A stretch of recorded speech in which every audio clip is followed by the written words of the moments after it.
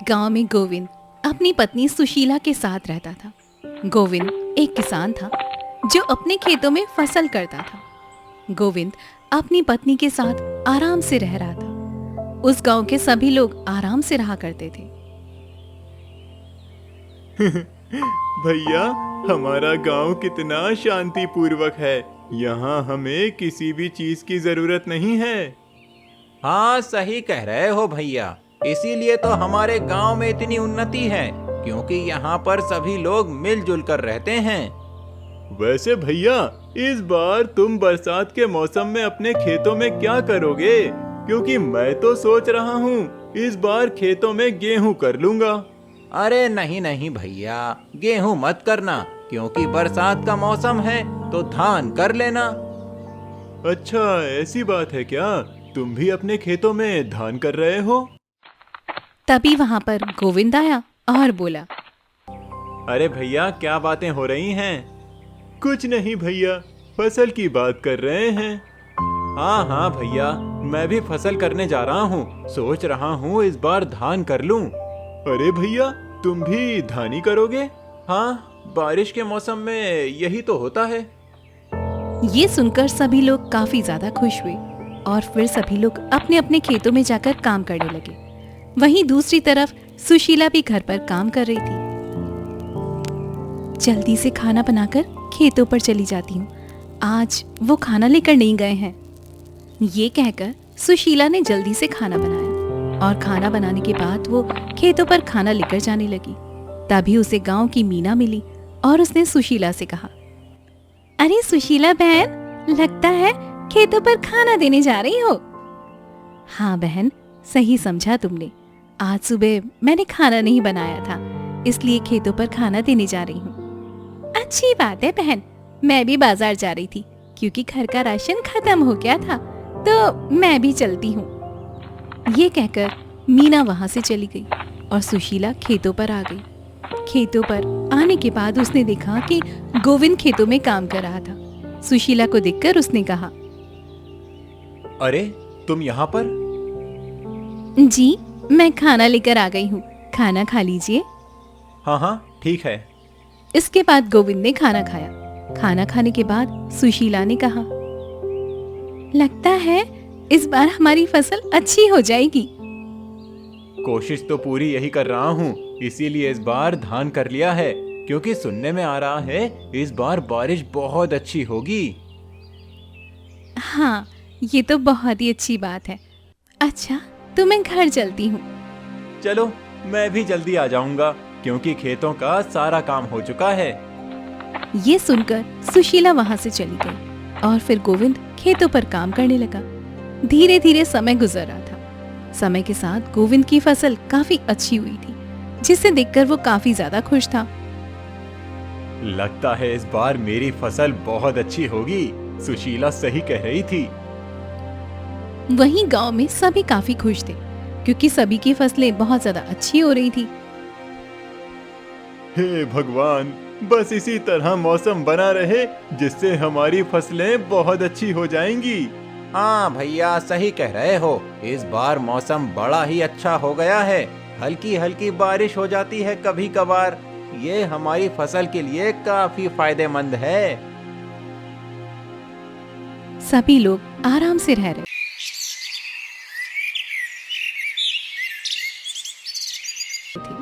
धीरे धीरे फसलें अब पकने के लिए तैयार थी, जिन्हें देखकर किसान काफी ज्यादा खुश थे।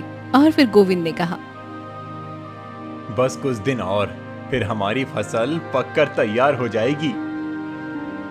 हाँ हाँ, आप बिल्कुल ठीक कह रहे हैं। मैं सोच रही हूँ आप एक हफ्ते बाद ही फसल काट लेना। पर क्यों? एक हफ्ते बाद क्यों? पहले अच्छी तरह पक जाने देता हूँ, फिर काटूंगा। अजी, मुझे आजकल बहुत ही अजीब अजीब सपने आ रहे हैं। सपने में मैं बहुत ज्यादा बारिश देख रही हूँ, इसलिए कह रही हूँ। अरे ये तो सपने हैं। सपनों का और असल जिंदगी का आपस में कोई मतलब नहीं होता है, समझी तुम? अपने दिल में कोई भ्रम मत रखो। ये सुनकर सुशीला ने कुछ नहीं कहा। समय के साथ सब सही चल रहा था। एक रात वो लोग बड़े आराम से सो रहे थे। तभी मूसलाधार बारिश होने लगी। बारिश के साथ बड़े बड़े ओले भी पड़ रहे थे, जिनकी आवाज से गोविंद और सुशीला की आंख खुल गई। ये आवाज कैसी हो रही है? जब उन्होंने घर से बाहर देखा तो वो लोग काफी ज्यादा हैरान हो गए, क्योंकि बाहर बहुत ज्यादा तेज बारिश हो रही थी। अरे ये क्या हो गया? ये अचानक बारिश कैसे होने लगी? हे भगवान, बारिश के साथ ओले भी पड़ रहे हैं। हमारी फसल अब हम क्या करेंगे? नहीं नहीं, ऐसा नहीं हो सकता। एक तो रात का समय है, अगर दिन होता तो कुछ कर भी पाते। अजी, हमें कुछ करना पड़ेगा, वरना हमारी सारी फसल बेकार हो जाएगी। नहीं नहीं, रात में हम कुछ नहीं कर सकते हैं। ये कहकर वो लोग काफी ज्यादा दुखी हुए, क्योंकि अचानक बारिश की वजह से उनकी सारी फसल बेकार हो चुकी थी। अगली सुबह जब वो लोग उठे तो हल्की हल्की बारिश हो रही थी, जिसे देखकर सुशीला ने कहा, अजी, बारिश तो बंद ही नहीं हो रही है। तो क्या हुआ? मुझे खेतों पर जाकर देखना ही पड़ेगा कि खेतों का हाल क्या हुआ है, क्योंकि हमारी फसल पक चुकी थी। मैं भी आपके साथ खेतों में चलती हूँ। इसके बाद वो दोनों खेतों पर आए। खेतों पर आने के बाद वो लोग काफी ज्यादा दुखी हुए, क्योंकि उनकी फसल पूरी तरह से बर्बाद हो चुकी थी। वहीं उन्होंने अपने आसपास देखा तो सभी की फसलें बर्बाद हो चुकी थी और सभी किसान काफी ज्यादा दुखी थे। हे भगवान, ये क्या हो गया? अचानक से इतनी तेज बारिश और ओले कैसे पड़ गए? कुछ समझ ही नहीं आ रहा। हमारी तो सारी फसल बेकार हो गई। हाँ हाँ भैया, तुम सही कह रहे हो। कल तक तो मौसम कितना अच्छा था, पता ही नहीं था इस बार बारिश ऐसी तबाही लेकर आएगी। वहीं सुशीला और गोविंद भी काफी ज्यादा परेशान थे, क्योंकि उनकी भी पूरी फसल बेकार हो चुकी थी। अजी, अब हम लोग क्या करेंगे? मैंने आपसे पहले ही कहा था। पर मुझे क्या पता था फसल इस तरह बर्बाद हो जाएगी। अब जल्दी जल्दी इन्हें काट लेते हैं, शायद इन्हें सुखाकर काम हो जाए। हाँ हाँ, आप बिल्कुल ठीक कह रहे हैं। इसके बाद उन्होंने अपनी फसल को काटना शुरू कर दिया, जिसे देखकर गांव वाले काफी ज्यादा हैरान हुए। अरे भैया, अब इस फसल को क्यों काट रहे हो? ये तो बर्बाद हो चुकी है। मुझे पता है भैया, पर हमारी फसल पक गई थी, इसीलिए काट रहे हैं। अगर धूप निकली तो सुखाकर हमारे घर के काम में आ जाएगी। ये कहकर उन्होंने जल्दी जल्दी फसल काटी और सारी फसल को घर में लाकर रख दिया। पर समय के साथ लगातार बारिश हो रही थी। बारिश को देखकर सुशीला और वो लोग काफी ज्यादा परेशान थे। अजी, बारिश तो बंद ही नहीं हो रही है। अगर इसी तरह से बारिश होती रही तो हमारी सारी की सारी फसल सड़ जाएगी। हाँ, तुम सही कह रही हो। कुछ समझ नहीं आ रहा, आखिर अचानक से इतनी तेज बारिश कैसे होने लगी। वहीं गांव के लोग काफी ज्यादा परेशान थे। मीना ने अपने पति हरिया से कहा, अजी सुनते हो, घर का राशन खत्म हो गया है, राशन ले आओ जाकर। तुम्हें पता नहीं है कितनी तेज बारिश हो रही है। ऐसी बारिश में मैं कहाँ जाऊंगा। अजी, तो फिर अब हम लोग क्या खाएंगे? क्योंकि घर में तो कुछ भी नहीं है और मुझे नहीं लगता कि बारिश बंद होगी। ये सुनकर हरिया भी काफी ज्यादा परेशान हो गया और वो बारिश में भीगता हुआ बाजार जाने लगा। तभी हरिया के घर के सामने से गोविंद गुजरा और उसने कहा, अरे हरिया भैया, कहाँ जा रहे हो इतनी तेज बारिश में? राशन खत्म हो गया है, वही लेने जा रहा हूँ। क्या राशन? ऐसा करो, तुम मेरे घर से ले लो, आगे तो बहुत ज्यादा पानी भरा हुआ है, तुम नहीं जा पाओगे। ये कहकर गोविंद ने हरिया को राशन दिया, जिसके बाद वो घर पर आ गया। धीरे धीरे समय गुजर रहा था। बारिश बहुत ज़्यादा तेज हो रही थी और एक सुबह जब सुशीला उठी तो उसने देखा उसका घर पूरा पानी से भर गया था, क्योंकि उसकी छत टपक रही थी। ये देखकर उसने अपने पति से कहा, अजी, हमारी तो छत टपक रही है, अब हम क्या करेंगे? अगर इसी तरह से छत टपकती रही तो हमारा पूरा घर पानी से भर जाएगा। ये सुनकर गोविंद भी काफी ज्यादा परेशान हुआ और उसने कहा, तुम ठीक कह रही हो, मैं कुछ ना कुछ करता हूँ। पर आप क्या करेंगे? हमारे पास तो पैसे भी नहीं है जी, जो हम घर से ही करवा पाए। हाँ हाँ, मुझे पता है, पर तुम चिंता मत करो, बारिश बंद हो जाने दो, मैं गांव के सेठ से उधार पैसे ले आऊंगा। इसके बाद वो लोग बारिश बंद होने का इंतजार करने लगे। शाम के समय बारिश हल्की हुई, जिस पर गोविंद ने कहा, मैं सेठ के यहाँ जा रहा हूँ, जल्दी ही पैसे लेकर आ जाऊंगा। ठीक है, आप जल्दी जाइए, कहीं ऐसा न हो बारिश फिर से तेज हो जाए। इसके बाद गोविंद सेठ के घर पर आ गया। सेठ ने गोविंद को देखा तो उससे कहा, अरे गोविंद, इतनी बारिश में तुम यहाँ पर? सेठ जी, मुझे कुछ पैसे चाहिए, मेरे घर की छत बहुत टपक रही है, इसी वजह से। पैसे तो मैं तुम्हें दे दूंगा, पर तुम कब तक मेरे पैसे लौटा पाओगे? सेठ जी, मैं जल्दी ही आपके पैसे दे दूंगा। आपको तो पता ही है, इस बारिश ने सभी की फसल खराब कर दी है। हाँ हाँ, मुझे पता है। ठीक है, मैं तुम्हें पैसे दे देता हूँ। इसके बाद सेठ ने गोविंद को पैसे दे दिए और गोविंद सारा सामान लेकर आ गया। सामान लाने के बाद उसने अपने घर की छत को ठीक किया और वो लोग आराम से रहने लगे। पर लगातार बारिश हो रही थी, जिस वजह से गांव के लोग भी काफी ज्यादा परेशान थे। हे भगवान, ये अचानक इतनी तेज बारिश कैसे होने लगी, कुछ समझ नहीं आ रहा है। हमें नहीं पता था कि इतनी तेज बारिश होगी। हमने तो सोचा था हल्की फुल्की होगी, हर साल की तरह।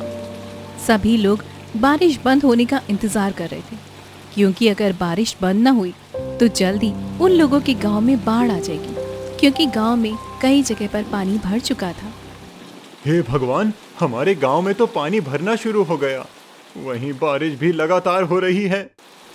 अजी, अब हम लोग क्या करेंगे? क्योंकि अगर ऐसा ही चलता रहा तो हमारे गांव में बाढ़ आ जाएगी। तुम परेशान मत हो, जब तक हम लोग घर में हैं तब तक हम सुरक्षित हैं।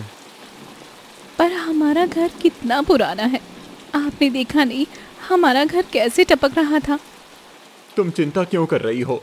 मैंने घर सही कर दिया है, अब कुछ नहीं होगा। पर तेज बारिश की वजह से उनका घर फिर से टपकना शुरू हो गया। अब छत ही नहीं बल्कि चारों तरफ से उनके घर में पानी आ रहा था। ये देखकर गोविंद और सुशीला काफी ज्यादा परेशान हुए। अजी, हमारे घर में तो चारों तरफ से पानी आ रहा है, अगर ऐसा ही रहा तो हमारा घर गिर पड़ेगा। कहे तो तुम बिल्कुल ठीक रही हो, क्योंकि घर में दरारें भी आ गई हैं। हमें इस घर को जल्दी से जल्दी खाली करना पड़ेगा। पर फिर हम लोग कहाँ जाएंगे, क्योंकि हर तरफ तो पानी बरस रहा है। अभी हमारे पास इतना सोचने का समय नहीं है, पहले घर खाली करो। इसके बाद वो लोग घर खाली करके बाहर आ गए। जैसे ही वो लोग बाहर आए वैसे ही उनका घर गिर पड़ा, जिसे देखकर वो लोग काफी ज्यादा दुखी हुए। हे भगवान, ये क्या हुआ? हमारा घर तो गिर पड़ा। हाँ, सही हुआ, हम लोग सही समय पर घर से बाहर आ गए, वरना आज हम लोग भी इसी के नीचे दबकर मर जाते। अब उन्हें कुछ समझ नहीं आ रहा था, चारों तरफ पानी बरस रहा था। जी, अब हम कहाँ जाएंगे? ऐसा करते हैं, एक पेड़ के नीचे बैठ जाते हैं। इसके बाद वो लोग एक पेड़ के नीचे बैठ गए। गांव वाले उन्हें इसी तरह से बैठा देख रहे थे, पर किसी ने भी उनकी मदद नहीं की, जिससे वो लोग काफी ज्यादा दुखी हुए। देखिए जी, गांव वाले हमारी मदद ही नहीं कर रहे हैं, जबकि हम लोग सभी की कितनी ज्यादा मदद किया करते थे। तुमने बिल्कुल ठीक कहा, आज जरूरत पड़ने पर ये गांव वाले हमारे साथ नहीं हैं। पता नहीं आखिर ये लोग इतनी जल्दी कैसे बदल गए। वो लोग काफी ज्यादा दुखी थे। लगातार बारिश हो रही थी, जिस वजह से अब उन्हें सर्दी भी लगने लगी थी। तभी वहां पर साधु आया। साधु ने जब उन लोगों को देखा तो उनसे कहा, अरे, तुम लोग यहाँ बारिश में इस तरह क्यों भीग रहे हो? हमारे पास घर नहीं है, हमारा घर टूट गया है, इसीलिए। अच्छा, ऐसी बात है तो तुम मेरे साथ मेरे आश्रम चलो। मैं तो यहाँ भिक्षा मांगने आया था, पर तुम्हारे गांव के हालात तो काफी खराब हैं। इसके बाद साधु उन्हें अपने साथ आश्रम ले गया, जहां आकर उन्होंने साधु से कहा,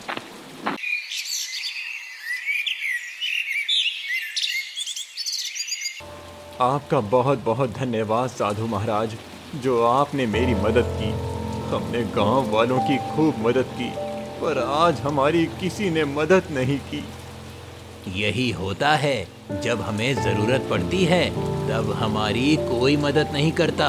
तुम चिंता मत करो, तुम लोग आराम से मेरे आश्रम में रहो। इसके बाद वो लोग उसी आश्रम में रहने लगे। दूसरी तरफ गांव में लगातार बारिश हो रही थी, जिस वजह से सभी लोग काफी ज्यादा परेशान थे। हे भगवान, बारिश तो रुकने का नाम ही नहीं ले रही। पता नहीं ये बारिश कब बंद होगी। अजी, बारिश के मौसम में तो बारिश होती ही है, पर इस बार तो बहुत भयंकर बारिश हो रही है।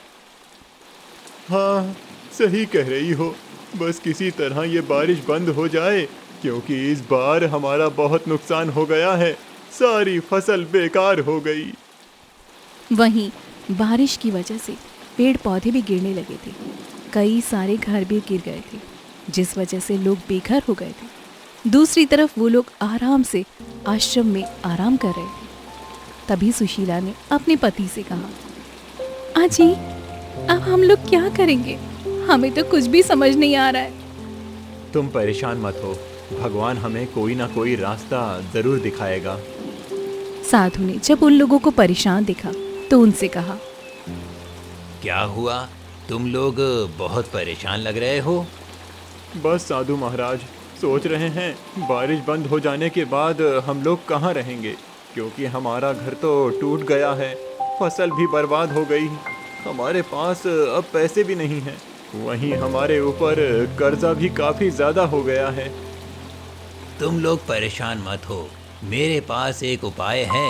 अगर तुम मेरी बात मानोगे तो तुम्हें बहुत सारा धन मिल जाएगा। ये बात सुनकर वो दोनों काफी ज्यादा हैरान हुए। ये आप क्या कह रहे हैं? ऐसा क्या उपाय है? बस तुम मेरी मदद करो। यहाँ से कुछ दूर पर एक पवित्र नदी है, वहाँ से पानी ले आओ, क्योंकि मेरा कमंडल खाली हो गया है और मैं तपस्या के लिए जाऊंगा, इसीलिए। पर साधु महाराज, अभी तो बारिश बहुत तेज हो रही है। यही तो तुम्हारी परीक्षा है। अगर तुम पानी ले आए तो मैं तुम्हें खजाने का पता बताऊंगा, क्योंकि मुझे बहुत सारे खजाने के बारे में पता है। ये बात सुनकर वो दोनों सोच में पड़ गए। इस पर सुशीला ने कहा, अजी, आप मत जाइए, क्योंकि मैं नहीं चाहती कि आपको कुछ भी हो। अरे तुम परेशान क्यों हो रही हो? नदी पास ही है, और अगर इससे हमारी गरीबी दूर हो सकती है तो मैं ये काम जरूर करूँगा। इसके बाद वो उसी नदी से पानी लाने के लिए चला गया। लगातार बारिश हो रही थी, उसे काफी सारी परेशानियों का सामना करना पड़ रहा था। हे भगवान, ये बारिश कब खत्म होगी? बस जल्दी से इस बारिश को खत्म कर दीजिए। जैसे तैसे करके वो नदी पर आ गया। नदी को देखकर वो काफी ज्यादा हैरान हुआ, क्योंकि वो नदी एकदम सफेद दूध जैसी थी। अरे वाह, यहाँ का पानी कितना साफ है। इसके बाद उसने कमंडल में पानी लिया और फिर साधु के आश्रम में आ गया। साधु ने जब गोविंद को देखा तो गोविंद से कहा, अरे वाह, तुम तो ले आए पानी। जी साधु महाराज, ये लीजिए आपका पानी। अच्छी बात है। अब मैं तुम्हें खजाने का पता बताता हूँ। यहाँ से कुछ ही दूर पर एक पीपल का पेड़ है, वहाँ जाओ, उसी के नीचे खजाना दबा हुआ है। क्या? उस पेड़ के नीचे? हाँ हाँ, उसी पेड़ के नीचे। पर अभी तो बारिश हो रही है, बारिश बंद हो जाए इसके बाद हम लोग खुदाई कर लें तो? नहीं नहीं, वो खजाना जब तक ही रहेगा जब तक बारिश होती रहेगी। बारिश बंद हो जाने के बाद वो खजाना गहराइयों में चला जाएगा, फिर तुम उसे निकाल नहीं पाओगे। अगर ऐसी बात है तो मैं अभी उस पेड़ के नीचे जा रहा हूँ। मैं भी आपके साथ चलूंगी, क्योंकि इस बार मैं आपको अकेले नहीं जाने दूंगी। इसके बाद सुशीला और गोविंद पीपल के पेड़ को ढूंढते हुए जंगल में आ गए। लगातार बारिश हो रही थी। वो लोग किसी तरह से पीपल के पेड़ के नीचे पहुंचे। पीपल के पेड़ को देखकर सुशीला ने कहा, लगता है ये वही पेड़ है जिसके बारे में साधु जी बता रहे थे।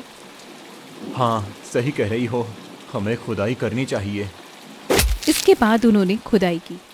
अभी उन्होंने थोड़ी ही खुदाई की थी, तभी उन्हें एक बक्सा दिखाई दिया। और जब उन्होंने बक्सा खोला तो उसमें बहुत सारा सोना चांदी था, जिसे देखकर वो लोग काफी ज्यादा खुश हुए। अरे वाह, यहाँ तो सच में खजाना था। इसका मतलब साधु बाबा सच कह रहे थे। अब जल्दी से खजाना लेकर आश्रम चलते हैं, क्योंकि यहाँ रुकना सही नहीं है।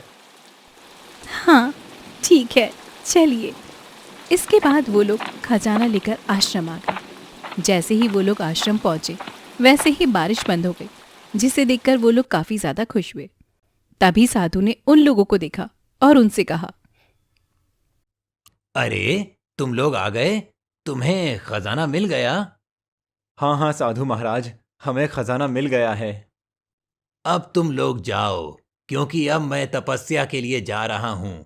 वैसे भी अब मौसम खुल गया है।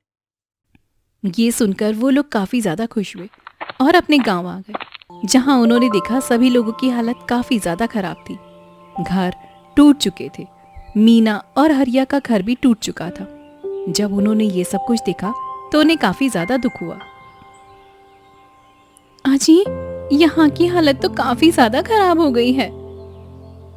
ये सब इन्हीं लोगों के कर्मों के कारण हुआ है। इन्होंने हमारी मदद नहीं की थी, इसी वजह से। वहीं जब उन लोगों ने गोविंद और सुशीला को देखा तो वो लोग काफी ज्यादा हैरान हुए। अरे तुम लोग कहाँ चले गए थे? हमें तो साधु महाराज ले गए थे और उन्हीं की कृपा से अब हम लोग बहुत अमीर भी हो गए। ये सुनकर उन गांव वालों को अपनी गलती का एहसास हुआ। तभी वहां पर सेठ आया। सेठ ने जब उन दोनों को देखा तो उनसे कहा, अरे तुम लोग कहाँ चले गए थे? मैं तो सोचा तुम मेरे पैसे लेकर भाग गए। नहीं नहीं सेठ जी, बारिश की वजह से हमारा घर टूट गया था, इसीलिए हम यहाँ से जंगल में चले गए थे। ये तो बहुत अच्छी बात है। वैसे पैसों का इंतजाम हो गया क्या? जी सेठ जी, हमारे पास पैसे हैं, हम अभी आपको दे देते हैं। ये कहकर गोविंद ने सेठ को पैसे दे दिए, जिसे देखकर वो काफी ज्यादा खुश हुआ और बोला, अच्छी बात है। अच्छा, अब मैं चलता हूँ। तुम्हें जब भी जरूरत हो तब तुम पैसे ले जाना।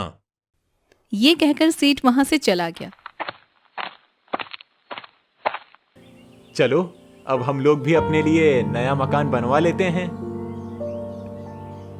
जी हाँ हाँ, आप बिल्कुल ठीक कह रहे हैं। अब हम बहुत बड़ा मकान बनवाएंगे। इसके बाद उन्होंने अपना फिर से मकान बनवाया। वहीं गांव वाले धीरे धीरे करके अब फिर से अपने हालातों को सही कर रहे थे। वहीं अब गोविंद और सुशीला काफी ज्यादा खुश थे, क्योंकि अब वो साधु के खजाने से बहुत ज्यादा अमीर हो गए थे। तो दोस्तों, कैसी लगी आपको ये कहानी? हमें कमेंट बॉक्स में जरूर बताएं। साथ ही चैनल को सब्सक्राइब जरूर करें।